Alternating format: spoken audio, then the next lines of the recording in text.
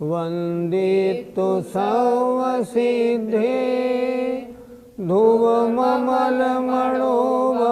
गतिं पते वोच्छामि समय पाहुर मिणमो सुध केवली भणिदम। पंच परमेष्टि भगवान की जय।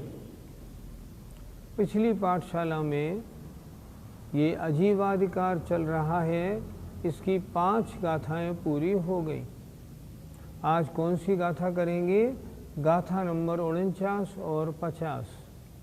एक बात और बताना चाहूँगा, वर्तमान में ध्यान से सुने जरा, वर्तमान में 2 तरह के समयसार हिंदुस्तान में हैं। एक समयसार वो है जो आचार्य जयसेन महाराज के अनुसार हैं। उन आचार्य जयसेन महाराज के अनुसार कुछ गाथाएं ज़्यादा हैं। आचार्य अमृतचंद स्वामी के में कुछ गाथाएं कम हैं। मैं जो पढ़ाता हूँ ये आचार्य जयसेन महाराज के अनुसार पढ़ा रहा हूँ, जिसमें गाथाएं ज़्यादा हैं। जिन जिन महानुभाव ने हमारे यहाँ से समयसार जी मंगाए, हमने उनको भिजवाई। उनकी टीका आचार्य विद्यासागर जी महाराज के जो दीक्षा गुरु हैं, आचार्य ज्ञान सागर जी महाराज थे, उन्होंने की है। आज हम कौन कौन सी गाथा पढ़ेंगे? आचार्य ज्ञान सागर जी महाराज या आचार्य जयसेन महाराज की टीका वाले समयसार में आज 49 और 50 2 गाथाएं पढ़नी हैं। और जो दूसरा है, जो दूसरा अमृतचंद स्वामी वाला है, उसके अनुसार 44 और 45 ये 2 गाथाएं हम पढ़ेंगे। जिनके पास वो वाला है वो 44-45 निकालें। जिनके पास आचार्य जयसेन महाराज वाला हमने भिजवाया वो है, वो गाथा नंबर 49 और पृष्ठ नंबर 48 निकाल लें। आइए शुरू करते हैं। ए देशवे भावा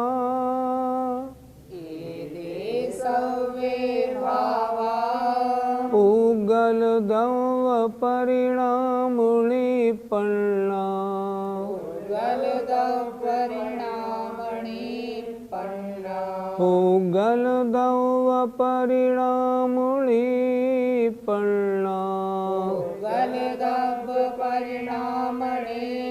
पन्ना केवल जिणे ही भणिया कहते जीवोति बुचंती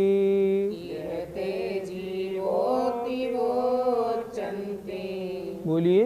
ए देशवे भावा उगल दव परिणामणि पन्ना केवल जिणे ही भणिया कहते जीवोति बुचंती। सवे भावा उगल दव परिणामणि पन्ना केवल जिणे ही भणिया कहते जीवोति बुचंती। आइए एक एक शब्द का अर्थ समझते। एदे सवे भावा, ये सभी भाव, पुद्गल द्रव्य परिणाम, पुद्गल द्रव्य कर्म के परिणाम से निपन्ना उत्पन्न हुए हैं। केवल जिन्हें ही, केवली जो जिनेंद्र भगवान हैं उन्होंने भणिया ऐसा कहा है। कहते किस प्रकार उनको जीवोत्तिबुच्यन्ति, जीव ऐसे कहा जा सकता है।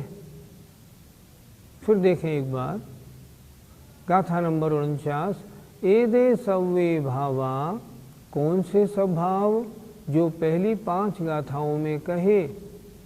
पहली 5 गाथाओं में कौन से कहे? कोई कर्म को जीव मानते हैं, कोई राग द्वेष को जीव मानते हैं, कोई कर्म के उदय में तीव्र मंद अनुभाग को जीव मानते हैं, कोई जीव और कर्म मिलने से जीव मानते हैं, कोई जीव और कर्म के संयोग से जीव की उत्पत्ति मानते हैं, कोई राग द्वेष आदि परिणाम को जीव मानते हैं। तो आचार्य कह रहे हैं राग द्वेष आदि परिणाम, इन सब जो पहले गाथाओं में बात बताई, ये जो है ना, ये पुद्गल द्रव्य के परिणमन से होने वाली पर्याय हैं। किसी ने शरीर को ही जीव मान रखा है, तो ये जो मान रखा है ना, ये तो कहा इन्होंने ये सभी भाव पुद्गल द्रव्य के परिणाम से उत्पन्न हुए हैं। कहते जीवोत्तिबुच्यन्ति केवल जिणे भणिया, केवली भगवान ने कहा है कि ये जीव है, ऐसा कैसे कह सकते हो? नहीं कह सकते। क्यों? पुद्गल के परिणमन से उत्पन्न जीव नहीं हो सकता। जीव अलग द्रव्य है, पुद्गल अलग द्रव्य है, पुद्गल से जीव नहीं बनता। जीव तो स्वतंत्र द्रव्य है, इसलिए ये सारे परिणाम ये तो पुद्गल द्रव्य के परिणमन से उत्पन्न हुए हैं, इसलिए इनको जीव नहीं कहा जा सकता, ये तो पुद्गल ही है। केवली भगवान ने बतलाया है कि उपर्युक्त सब अवस्थाएं जो पहली गाथाओं में बताई गई, ये पौद्गलिक द्रव्य कर्म के संबंध से होने वाली हैं, इसलिए ये सब जीव नहीं कही जा सकती। जीव अलग है, ये सब परिणमन अलग है, ये जीव के स्वभाव नहीं। पंडित जी, राग द्वेष परिणाम तो जीव हैं, फिर उनको जीव क्यों नहीं माने? राग द्वेष परिणाम जीव में कैसे उत्पन्न हुए? क्या ये जीव के स्वभाव हैं? इन बातों पर विचार करें। आत्मा में राग द्वेष परिणाम पुद्गल कर्म के उदय से उत्पन्न होते हैं। गाथा में आचार्य ने यही लिखा है। ये सभी भाव जो पहली गाथाओं में कहे गए, अध्यवसान आदि परिणाम, ये सब कर्म के उदय से उत्पन्न हुए हैं। ये जीव के स्वभाव नहीं। जब जीव के स्वभाव नहीं तो जीव के कैसे कहे जा सकते हैं? आत्मा में मान लो मोहिनी कर्म का, राग का उदय आया, तब तो आत्मा में राग की उत्पत्ति होगी। और जब राग की उत्पत्ति है तो ये राग की उत्पत्ति जीव में है। राग रूप परिणाम भी जीव हैं, लेकिन हाँ, ये कर्म के कारण उत्पन्न हुए हैं। इसलिए पुद्गल के कारण उत्पन्न होने से ये परिणाम पौद्गलिक हैं, जीव नहीं, ऐसा माना जाता है। पंडित जी, अगर ये जीव के भाव हैं तो स्वभाव क्यों नहीं? भैया ये भी तो सोचो, अगर जीव के स्वभाव है फिर सिद्धों में क्यों नहीं? क्या सिद्धों में राग द्वेष होते हैं? क्या सिद्धों के पास शरीर है? नहीं है। तो नहीं है तो क्यों नहीं है?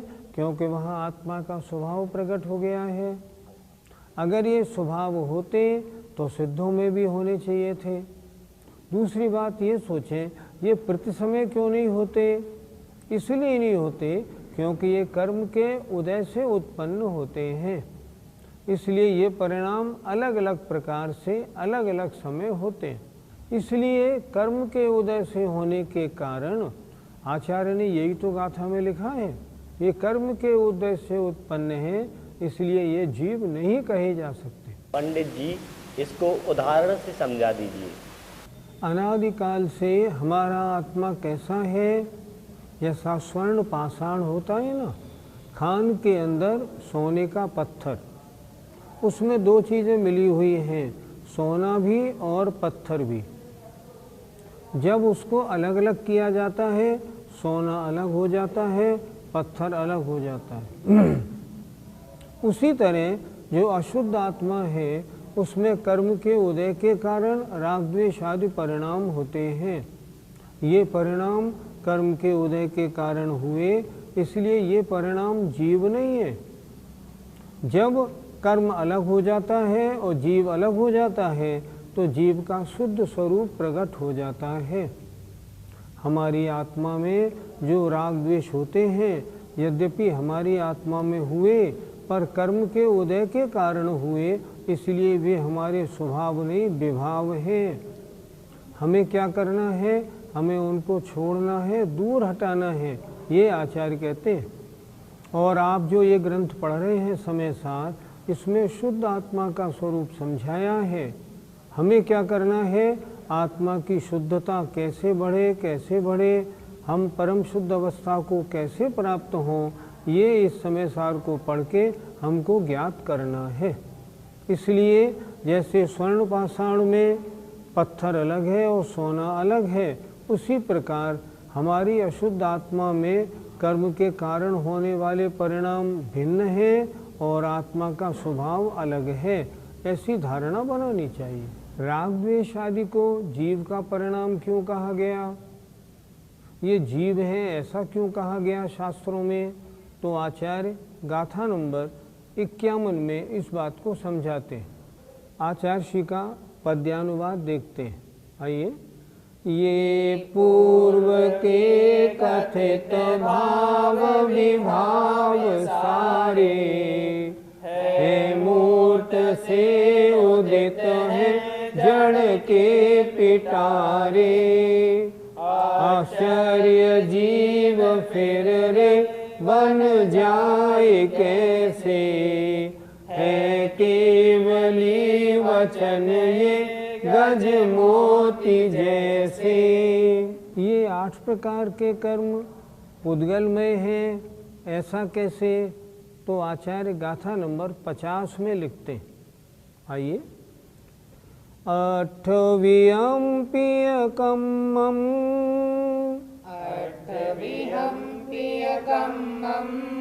सर्वं पुद्गलमयं जिणाविन्ति।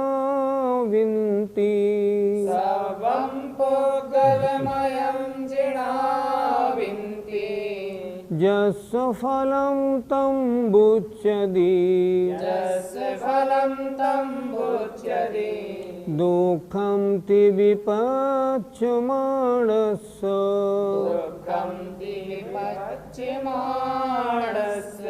बोलिए। अठवियम्पियकम्मं सर्वं पुद्गलमयं जिणाविन्ति। यस्य फलं तं बुच्यति दुःखं ति विपच्यमाणस्य। अठवियम्पियकम्मं सर्वं पुद्गलमयं जिणाविन्ति। यस्य फलं तं बुच्यति दुःखं ति विपच्यमाणस्य। अठवियम 8 प्रकार के, कम्मम ये कर्म, सर्वम माने समस्त, पुद्गलमयम पुद्गलमय है, जिणाविन्ति ऐसा जिनेन्द्र भगवान कहते हैं। यस्य फलम जिस कर्म का फल, तम माने जो प्रसिद्ध है, बुच्यति माने कहा है, दुःखम दुःख है, विपच्यमानस्य पककर उदय में आने वाले। पककर उदय में जब कर्म आते हैं तब उनका फल कैसा होता है? दुख रूप होता है। एक बार फिर देखें। अठवियम्पियकम्मम 8 प्रकार के ये सभी कर्म, सर्वम पुद्गलमयम सब पुद्गलमय हैं, सब पुद्गल के द्वारा निर्मित हैं, ऐसा जिनेन्द्र देव कहते हैं। इन कर्मों का फल कैसा है? जस्य फलम तम बुच्यति, जिस कर्म का फल बुच्यति कहा गया है, दुःखम दुख। कब? विपच्यमानस्य पककर उदय में आने पर। हमने कर्म बांध लिया, अब जब ये कर्म उदय में आएगा तब दुख ही देगा। अगर ये आत्मा का स्वभाव होता तो दुख नहीं देता। ये आत्मा के स्वभाव नहीं है, ये कर्म पुद्गल से निर्मित है, इसलिए दुख के कारण होते हैं। क्यों? ये विभाव है, ये वैभाविक परिणामों को उत्पन्न करने में कारण है, ये तो पुद्गलमयी है। इसलिए ये 8 प्रकार के जो कर्म हैं ये पुद्गल में है, और जब पक्कर उदय में आते हैं तो मात्र इनका फल दुख रूप ही होता है। भावार्थ देखें, ये 8 प्रकार के कर्म पुद्गलमयी हैं, ऐसा जनेंद्र भगवान कहते हैं, क्योंकि उदय में आए हुए सभी कर्मों का फल दुख स्वरूप होता है। पंडित जी, कर्म के उदय से जीव को सुख भी तो मिलता है। सांसारिक सामग्री अपने अनुकूल मिल जाती है तो सुख प्रतिभाषित होता है। वो सुख नहीं है तो दुखी, क्योंकि सुख तो निराकुलता का नाम है। जब तक कर्मों का उदय है तब तक निराकुलता का नाम नहीं होता, आकुलता ही आकुलता रहती है। कुछ मिल जाती है तो अगले के प्राप्त होने की वांछा हमेशा लगी रहती है। संसार में कोई सुखी नहीं होता, इसीलिए तो कहा है, जो संसार विषय सुख होता तो तीर्थंकर क्यों त्यागे। अगर संसार में ही सुख होता तो भगवान उसको त्यागते क्यों, दीक्षा क्यों लेते। इसलिए कोई कर्म आत्मा को सुख देने वाला नहीं, इसीलिए अष्ट कर्मों से रहित होने पर ही सुख मिलता है। ये अष्ट कर्म क्या है? ये जीव को विभाव में, दुख में डालने वाले हैं। इनके कारण राग द्वेष आदि तमाम दुख इन्हीं के कारण उत्पन्न होते हैं। इसलिए ये जीव के स्वभाव नहीं, ये तो विभाव है। पंडित जी, ये कर्म है क्या? 23 प्रकार की वर्गणाओं में एक होती है कार्मण वर्गणा। वो कार्मण वर्गणा जीव के परिणामों के अनुसार परिणमन करती है, तो उसके परिणामों के अनुसार परिणमन करने को आश्रव कहते हैं, और जीव के साथ एक में एक बंध जाने को बंध कहते हैं।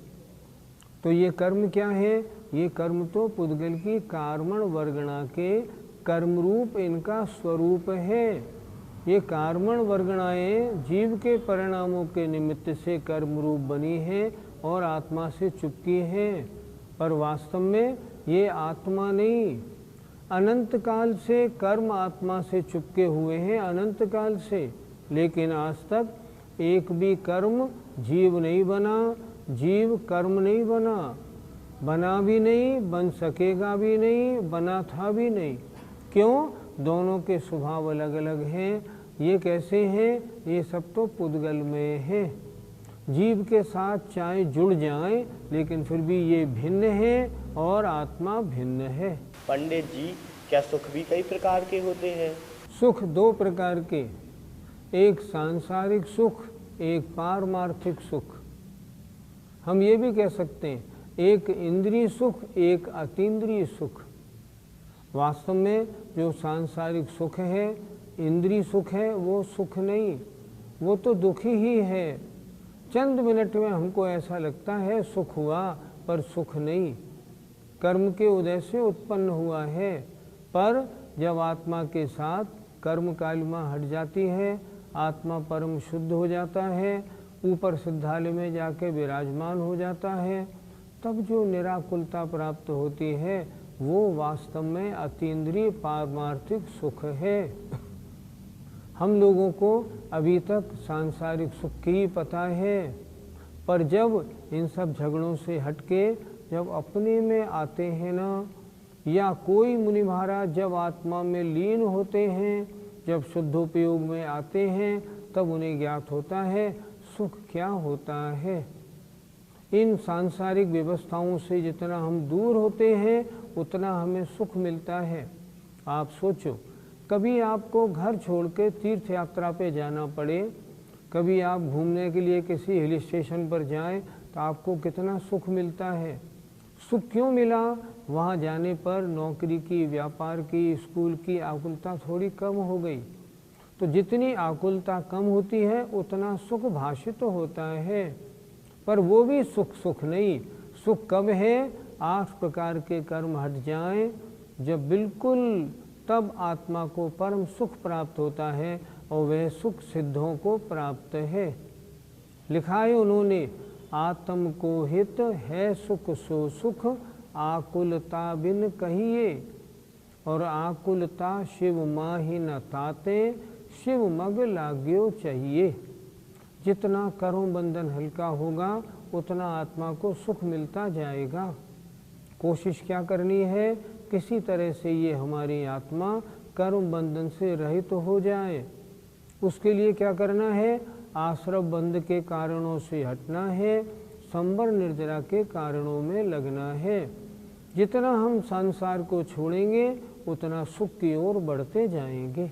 आइए गाथा नंबर 50 का पद्यानुवाद। सर्वज्ञ ये कह रहे जिन चित स्वरूपी, हे कर्म वश्य विद पुद्गल रूप रूपी, आता यदा उदय में बस कर्म बेरी, ये दुख मात्र फल ही भव बीच फेरी। जय जय।